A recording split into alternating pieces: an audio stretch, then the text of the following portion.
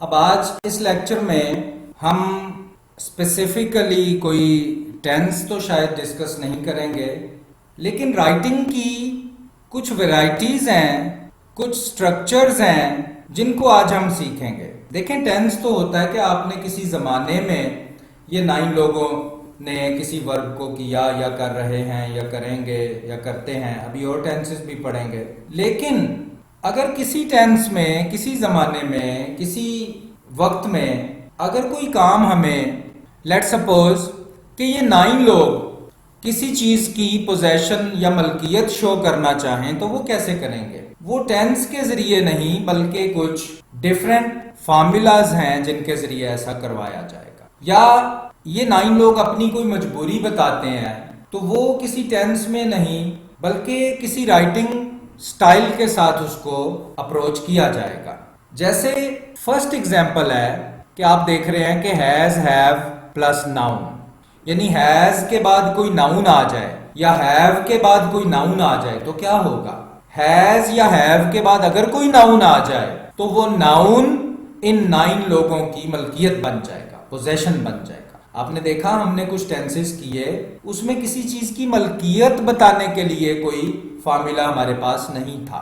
तो ये जो हम डिफरेंट टेक्निक्स यूज करते हैं वो इसलिए करते हैं कि इस तरह के प्रॉब्लम्स को सॉल्व किया जा सके। अब ये 9 लोग अपनी कोई मलकियत बताना चाहते हैं, पोजेशन, तो कैसे बताएंगे? हैज के बाद कोई नाउन ले लेंगे या हैव के बाद कोई नाउन। हैज आएगा ही शीट सिंगल नेम के साथ, आपको पता ही है, और हैव आएगा आई वो यू दे प्लूरल नेम्स के साथ हैव आएगा। अब हम एक एग्जांपल लेते हैं, हम कहना चाहते हैं कि उसके पास बहुत पैसा है। अब ये इसी फार्मूला से कहा जाएगा, हैज के बाद हम नाउन ले लेंगे तो वो जो नाउन है वो इस ही का मलकियत बन जाएगा। जैसे आप कह रहे हैं he has a lot of money. अब इस हैज के बाद हमने बेसिकली जो वर्ड लिया है वो लिया है मनी। अ लॉट ऑफ तो एक फ्रेज है जो मनी के लिए यूज हुई, बेसिक जो वर्ड है वो मनी है जो कि नाउन है। तो हैज के बाद हमने नाउन ले लिया तो आपने देखा हैज के बाद जो नाउन आया वो ही की पोजेशन बन गई है, मलकियत बन गई। आपने भी इसी तरह से कोई भी चीज अपनी मलकियत बतानी है तो ये एक मेथड उसमें है।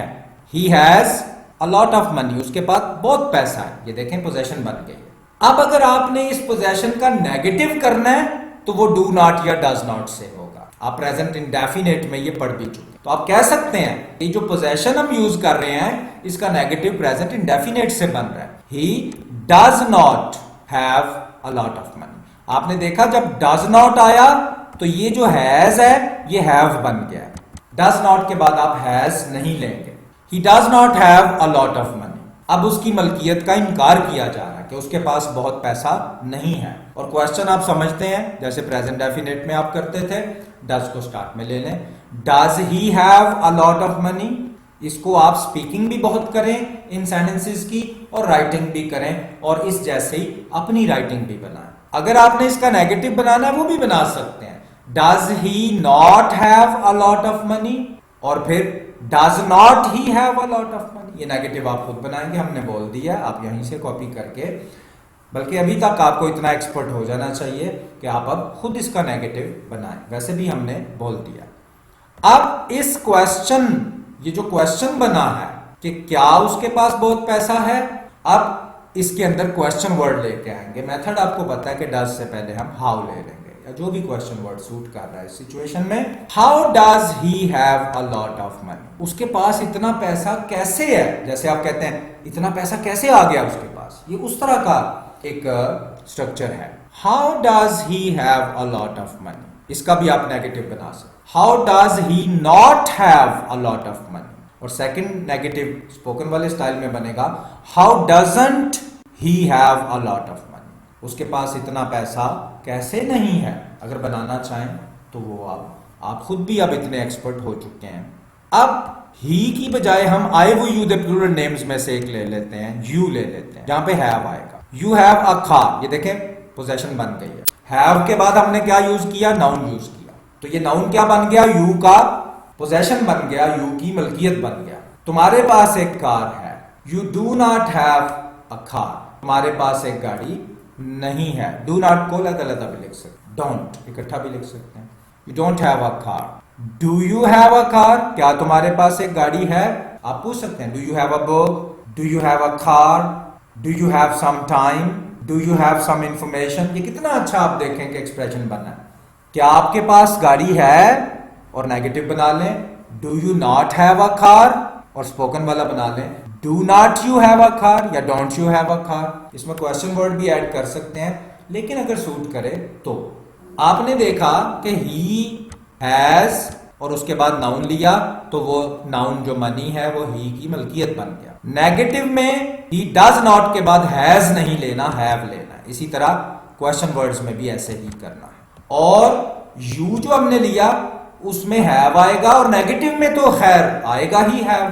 तो ये आपने डिफरेंस जो है ये माइंड में रखना। तो हमने क्या सीखा कि हैज या हैव के बाद अगर आप कोई नाउन लिख लें, नाउन का नाम ले लें, तो वो नाउन इन 9 लोगों की मलकियत बन जाता है। सेकंड जो हम फॉर्मूला देख रहे हैं वो ये है कि हैज टू या हैव टू के बाद अगर कोई वर्ब ले लिया जाए, फर्स्ट फॉर्म ले ली जाए, first form of verb, has to या हैव टू के बाद कोई वर्ब ले लिया जाए, फर्स्ट फॉर्म ले ली जाए, तो वो वर्ब इन 9 लोगों की मजबूरी बन जाता है। आपको पता है ही शीट सिंगल नेम के साथ हम हैज टू लेंगे और I we you the plural names के साथ हैव टू लेंगे। तो हम ही शीट सिंगल नेम में से कोई सिंगल नेम ले लेते हैं। Franklin has to prepare, prepare क्या है? फर्स्ट फॉर्म है वर्ब की। तो इस वजह से ये वर्ब फ्रैंकलिन का क्या बन गया है? मजबूरी बन गई। फ्रैंकलिन ने लेसन प्रिपेयर करना है, ये अब उसकी मजबूरी बन गई है, कंपल्शन बन गई है। फ्रैंकलिन को लेसन तैयार करना ही करना है। Franklin has to prepare the lesson, Franklin को लेसन तैयार करना है। जैसे आपको कोई कहता है कि आप हमारे साथ चलें, तो आप कहते हैं नहीं नहीं मुझे तो अपना लेसन तैयार करना है, मैं नहीं जा सकता। Franklin has to prepare the lesson, उसको लेसन तैयार करना है। फ्रैंकलिन डज नॉट, आप समझ गए होंगे डज नॉट के बाद हैव आएगा, ऊपर भी पढ़ा टू प्रिपेयर द लेसन, उसको लेसन तैयार नहीं करना। ये अब उसकी मजबूरी का नेगेटिव बन गया, इनकार हो गया कि उसको ये काम नहीं करना है। Franklin does not have to prepare the lesson, उसको लेसन प्रिपेयर करना जरूरी नहीं है, उसको उसने लेसन प्रिपेयर नहीं करना है, ये उसकी मजबूरी नहीं है। और क्वेश्चन पूछेंगे डज को स्टार्ट में, does Franklin have to prepare the lesson, क्या उसको लेसन प्रिपेयर करना है? तो फ्रैंकलिन का एफ जहां भी आएगा कैपिटल, क्योंकि ये पर्सनल नेम है, जाती नाम है किसी का। ये फ्रैंकलिन प्रॉपर नाउन कहते हैं, ये आगे हम पढ़ेंगे। अब हमने इसका नेगेटिव बना लिया, कुछ आपसे बनवा रहे हैं, कुछ हम खुद आपको बना के दे देंगे। Does Franklin not have to prepare the lesson, क्या उसको लेसन प्रिपेयर नहीं करना है? क्या उसने पढ़ना नहीं है? क्या उसने लेसन नहीं तैयार करना है? और फिर स्पोकन स्टाइल में डज और नॉट को इकट्ठा ले। Doesn't Franklin have to prepare the lesson, क्या फ्रैंकलिन ने लेसन तैयार नहीं करना है? जैसे आप किसी को कहते हैं कि चले उसको साथ ले जाते हैं, तो आप कहते हैं कि आप उसको कैसे ले जा सकते हैं, उसने अपना लेसन नहीं तैयार करना। Doesn't Franklin have to prepare the lesson. और क्वेश्चन वर्ड ले लें, कैसे? वापस क्वेश्चन पे आ जाओ। Does Franklin have to prepare the lesson, तो डज से पहले why, why does Franklin have to prepare the lesson. Question word use करते हुए कोई चेंज नहीं करते, बस जो आपने क्वेश्चन पीछे बनाया था उसके स्टार्ट में क्वेश्चन वर्ड ले लेते, और ये डज से पहले वाई आ जाए। अब ये डज का डी स्मॉल हो जाएगा, क्योंकि अब स्टार्ट में नहीं। तो उसको लेसन क्यों तैयार करना है? ऐसी क्या मजबूरी है उसकी, क्यों उसने लेसन तैयार करना है? Why does Franklin have to prepare the lesson? इसका नेगेटिव आप खुद बनाएं। Why does Franklin not have to prepare the lesson? और स्पीकिंग में बना लें Why doesn't Franklin have to prepare the lesson? दोनों स्टाइल जो है इनकी ज्यादा से ज्यादा आप प्रैक्टिस करें, स्पीकिंग करके भी राइटिंग करके। अब हम आते हैं दे के ऊपर। I we you the plural names में से भी ले लेते हैं। They have to meet the deadline, उनको डेडलाइन मुकम्मल करनी है। डेडलाइन मीट करने का मीनिंग ये होता है कि आपको आपके ऑफिस में कहा गया है कि ये काम आपने 2 डेज में करना है, तो 2 डेज आपकी डेडलाइन है, उसके बाद आपको टाइम नहीं दिया जाएगा। डेडलाइन है, आखिरी वक्त जो है उस तक आपने काम करके देना। मीट होता है उस तक पहुंचना, उस तक काम मुकम्मल कर देना, मीट करना। मीट का मतलब मिलना भी होता है, लेकिन यहां पे मतलब है कि पूरा करना।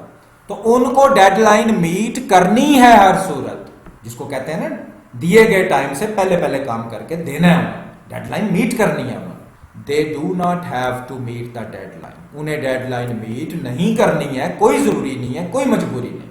Do they have to meet the deadline, क्या उन्हें डेडलाइन मीट करना जरूरी है? क्या बहुत उनके लिए जरूरी है? क्या उन्होंने डेडलाइन मीट करनी है कल तक, परसों तक, नेगेटिव आप खुद बनाएं। Do they not have to meet the deadline and do not they have to meet the deadline. Question word इसी डू से पहले आएगा, आपको पता ही है।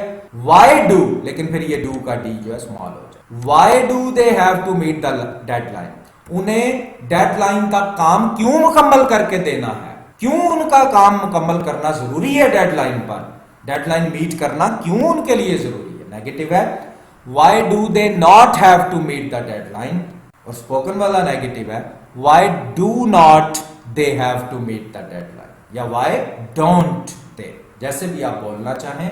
ये तो हो गया कि इन 9 लोगों को कुछ ना कुछ करना है, मजबूरन कुछ करना है। इन 9 लोगों के लिए जरूरी है कि वो किसी वर्ब को करें। ये है एक्टिव, कि इन 9 लोगों ने किसी ना किसी वर्ब को करना है, ये है एक्टिव। अब अगर हम ये कहें कि कोई काम किया जाना जरूरी है, अब देखें काम की अहमियत बढ़ गई है और करने वाला नजर नहीं आ रहा, ये पैसिव है। फलाना लिखा जाना जरूरी है, फलां चीज खाई जानी जरूरी है, फलां चीज पकाई जानी जरूरी है, फलां काम मुकम्मल किया जाना जरूरी है, तो ये पैसिव हो गया, क्योंकि इसमें काम होना तो बहुत वाज़ेह है, काम करना किसने है ये जरूरी है।